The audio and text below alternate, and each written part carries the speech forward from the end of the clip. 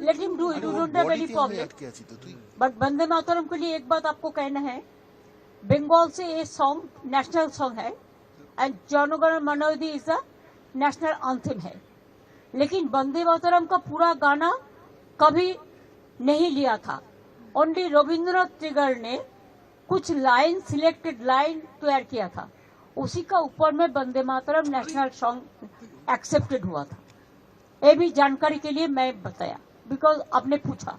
पहले तो राज्यसभा ने नोटिफिकेशन दिया था कि जय हिंद बोलना नहीं चाहिए, वंदे मातरम कहना नहीं चाहिए।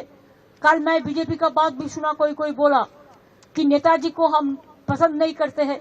अरे तुम नेताजी को पसंद नहीं करते हैं, गांधी जी को नहीं करते हैं, राजा राम मोहन राय के नहीं करते हैं, तो किसको पसंद करते हैं?